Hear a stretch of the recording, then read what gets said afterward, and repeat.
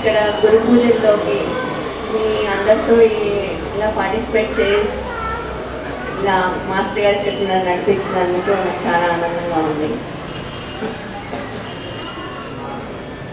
గురువు యొక్క ఇంపార్టెన్స్ లైఫ్లో ఏంటి అనేది అంతకుముందు మాస్టర్ గారిని కలపముందు అసలు గురువు అంటే ఏంటి, ఆయన రోల్ మన లైఫ్లో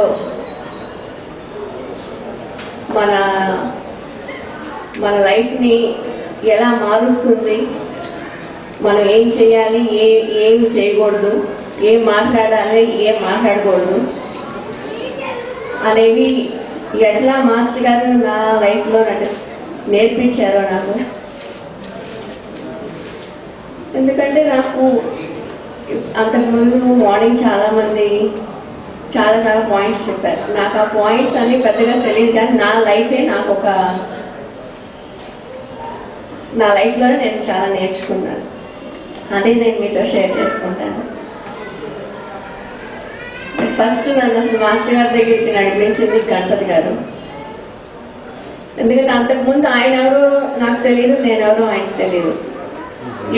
ఎలా పరిచయం అయ్యామో ఆ పరిచయం ఏంటి అనేది ఇన్ని ఇయర్స్ దాటిన తర్వాత అవన్నీ ఆలోచిస్తూ ఉంటే ఇదంతా ఒక ప్రణాళిక కాబోలు అనేది కొంచెం అది మాస్టర్ గారి లెక్చర్స్ ఇవన్నీ వింటూ ఉండగా ఓహో ఇది ఒక ప్రణాళిక కాబోలు, దేవుడి యొక్క ప్రణాళికలో ఇవన్నీ జరుగుతున్నాయి కాబోలు అనేది ఒక ఆలోచన అనేది అనిపిస్తూ ఉంటుంది ఒక్కొక్కసారి. మాస్టర్ గారి పరిచయం అయిన తర్వాత, ఎందుకంటే మాస్టర్ గారి గురించి తెలిసి మాస్టర్ గారి దగ్గరికి రావడానికి నాకు 3 years టైం పట్టింది. అమ్మవారి పూజల్లో మాస్టర్ గారు చూశాను. అదే పూజల్లో గణపతి గారు నాకు ఆస్ట్రాలజీ సిరీస్ ప్రజెంట్ చేశారు. అవి వినడానికి ఇంకొక 3 years పట్టింది నాకు. విందాం ఆయన ఫెయిత్లో ఆయన ఉన్నారు, నా నమ్మకంలో నేనున్నాను అని చెప్పి 3 years తర్వాత ఫస్ట్ మధ్యాహ్నం పూట ఎక్కువ వింటా ఉండేదాన్ని. నేను వింటా ఉన్నప్పుడు మా వారు మంచం మీద ఆయన ఫోన్ చేసి ఆయన రెస్ట్ తీసుకుంటా ఉండేవారు. నేను ఫస్ట్ 2-3 CDs ఒక 2-3 రోజులు విన్న తర్వాత ఆయన వచ్చి ఇందులో మాట్లాడిన ఆయన ఎవరు అని అడిగారు. అప్పుడు నేను లాస్ట్ టైం వైజాగ్ వెళ్ళాను కదండి, ఆ గురువు గారు మాస్టర్ గారు అంటే చాలా పాయింట్స్ ఉన్నాయి మనం నేర్చుకోవాల్సినవి. ఇందులో కొన్ని అసలు తెలియవు, ఇలా కూడా ఉంటాయని కూడా తెలియదు.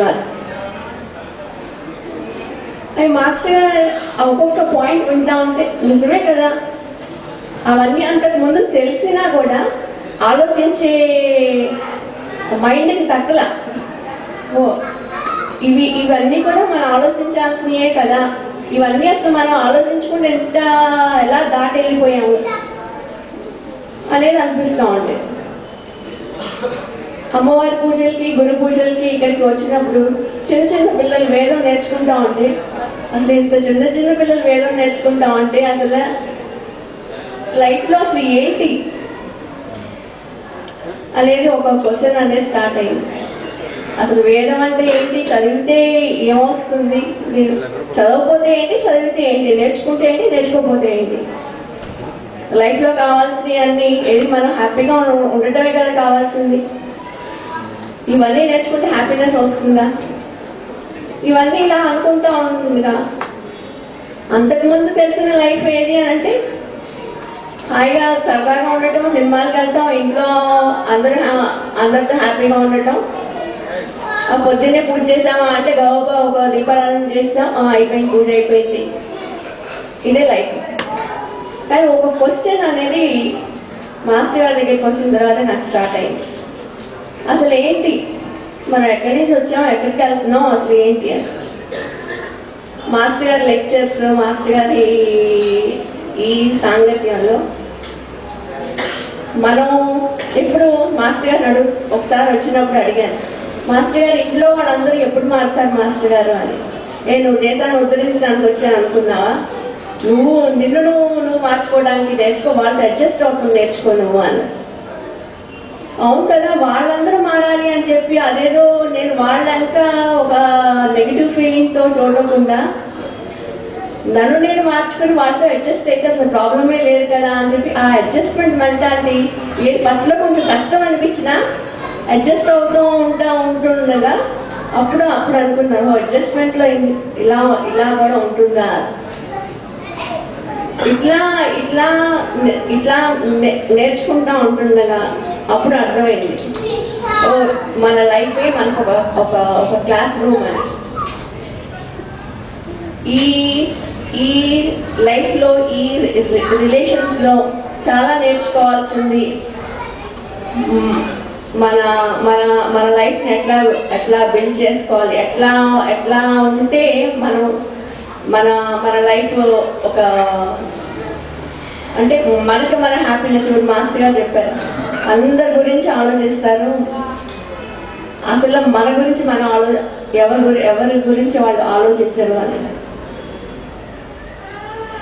హ్యాపీనెస్ అంటే ఎక్కడ ఉంటుంది హ్యాపీనెస్ అని అంటే ఇటువంటి అడ్జస్ట్మెంట్స్ ఇటువంటి ఇలా తగ్గి ఉన్నప్పుడు అది మొదట్లో కొంచెం కష్టమైన తర్వాత ఎంత ఆనందం ఇస్తుంది అనేది కొంచెం అర్థమైంది. అన్నిట్లో కాంప్రమైజ్ అవుతూ ఇప్పుడు మాస్టర్స్ ఓన్ అడ్జస్ట్మెంట్స్ అని మనం ప్రేయర్ చేసుకుంటూ అనుకుంటూ ఉంటాం. ఏదో ఆయన వచ్చి అక్కడ ఏదో మెరకలు చేసేస్తారు, అక్కడ ఏదో అయిపోతుంది, అక్కడ అడ్జస్ట్ అయిపోతుంది అని కాకుండా ఆయన చేసేవి ఎలా చేస్తారు. ఎందుకంటే మనకి ఏది కావాలో మనకు తెలియదు, అది ఆయనకు తెలుసు. ఆయన అక్కడ ఏది అడ్జస్ట్మెంట్ చేయాలో ఆయన అక్కడ చేస్తారు. ఇప్పుడు మనం నేర్చుకున్న గురు పూజల్లో కానీ మాస్టర్ గారి లెక్చర్స్లో కానీ ఈ అన్నిట్లో నాకు ఎప్పుడు ఒక వర్డ్ చాలా ఇష్టం, మెల్ట్ చేసి మోల్డ్ చేసి నీ ఆత్మతో ఫిల్ చేసి నీకు కావాల్సిన రూపంలో నన్ను మార్చుకోవాలి. ఆ వర్డ్స్ ఇంకో మొదటి నుంచి బాగా ఇష్టం. ఎందుకంటే మన ప్రయారిటీస్, మన ఆలోచనలు, మన ఇది కాకుండా ఆయనే మన ఒక మెల్ట్ చేసినప్పుడు చాలా బాగుంటుంది. ఎందుకంటే ఒక సిల్వర్ని కనుక మెల్ట్ చేస్తున్నప్పుడు దానికే నోరు ఉంటే కనుక అమ్మో నాకు కాల్చేస్తున్నారు అని దాన్ని బాగా ఎక్స్ప్రెస్ చేసాం. అప్పుడు మన లైఫ్లో కొన్ని ఏమైనా వచ్చినా కూడా అటువంటి బాధలు అటువంటి ఇబ్బందులు ఏమైనా వచ్చినా కానీ ఒకటి అర్థమైంది, ఇదంతా ఆయన ప్రణాళికలోదే అని. ఏదైనా సరే, ఎందుకంటే శివునాకి లేదే శివైనా కొట్టదు అంటారు. అప్పుడు ప్రతిదీ ఆలోచించడం మొదలెట్టారు. ఇదివరకు ఊరికే జస్ట్ కామన్గా అనుకునే మాటలు శివుడాకిలో లేదే చీమైనా కొట్టదు అంటారు. అసలు ఏది ఆయన ప్రణాళికలో ఆయనకు తెలియకుండా ఏది జరగదు అంటారు. ఇది లైఫ్లో జరిగింది అంటే ఆయనకు తెలియకుండా రాలేదు కదా. ఆయన ఒకటి అలౌ చేశారు అంటే దాన్ని నిలబడే అంత శక్తినన్నా ఇవ్వాలైనా, లేదా దాన్ని ఎలా అంటే తట్టుకుని ఉండగలిగే అన్న ఎబిలిటీ అన్న ఇవ్వాలి. అది ఇచ్చేది ఆయనే, మొత్తం ఆయన మీద వేసేదాన్ని. అటువంటి ఏమంటారు, అటువంటి ఆలోచనల్ని, అటువంటి థాట్స్ని అవన్నీ మాస్టర్ గారు ఆయన లెక్చర్స్లో అన్నీ ఇస్తూ ఎప్పుడో విన్నప్పటికీ ఆ టైంకి ఆ ఆలోచన ఇది ఇస్తూ ఉంటారు. అప్పుడు నాకే ఒకసారి ఆశ్చర్యం వేస్తుంది, అమ్మ ఇదివరకు ఇటువంటి ఆలోచనలు లేవి, ఇప్పుడు అన్నీ ఎలా వస్తున్నాయి, ఇదివరకు ఇంత చక్కగా చేయగలిగేదాన్ని కానీ ఇప్పుడు ఇవన్నీ అసలు ఎలా వస్తున్నాయి. నేను కొన్ని చేసిన పనులు నాకే కొంచెం ఏమంటారు ముచ్చటేస్తాయి. ముచ్చటేస్తే అమ్మో ఇట్లా చేయగలుగుతున్నానా అని అనిపించినప్పుడు మళ్ళీ వెంటనే అనుకుంటారు. ఎందుకంటే తాపీ మేస్త్రిలో ఇన్స్ట్రుమెంట్ ఉంటుంది, దాన్ని ఆ షేప్ని ఎట్లా తీసుకురావాలో ఆ మేస్త్రికి తెలుసు. ఆయన పట్టుకునేలా చేసేస్తూ ఉంటారు. కానీ మధ్యలో ఆ ఇన్స్ట్రుమెంట్ కనుక ఇదంతా నేనే చేసేసాను అనే కనుక ఒక ఫీలింగ్ కనుక వచ్చిందంటే అయిపోయింది అక్కడ. అమ్మో అటువంటి ఫీలింగ్ రానివద్దు, నన్ను నీ ఇన్స్ట్రుమెంట్ గానే నీ చేతిలోనే ఉంచుకుని నీకు ఏ షేప్ కావాలో అట్లాగే మీరే చేసుకోండి. ఎందుకు అనంటే మన వల్ల ఏమీ అవ్వదు. అందుకే మీరు మెల్ట్ చేసి, మీరు మోల్డ్ చేసి, మీ ఆత్మతో ఫీల్ చేసి ఎట్లా వాడుకోవాలనుకుంటున్నారో, ఎట్లా ఉండాలనుకుంటున్నారో ఆ లైఫ్ని మీరే నేర్పించి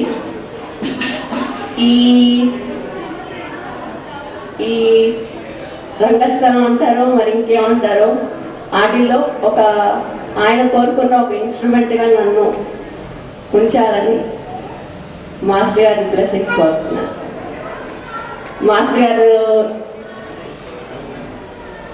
ఇంపార్టెన్స్ ఏంటి అని అంటే అది మాటల్లో వర్ణించలేండి. గురువు యొక్క ఇంపార్టెన్స్ అది మనం ఫీల్ అవ్వాల్సిందే, కానీ అది మాటల్లో మనం ఎన్ని మాటల్లో చెప్పినా కానీ అది మనం ఎక్స్ప్రెస్ చేయలేం. ఆ అనుభవంలో ఎక్కడ పక్కకి డీవియేట్ అవ్వకుండా ఆయన ఏర్పాటు చేసిన పాత్రలో ఆయన ఇచ్చే ఆలోచనతో ముందుకు నడవాలి. మీ అందరూ నన్ను ఆశీర్వదించారు.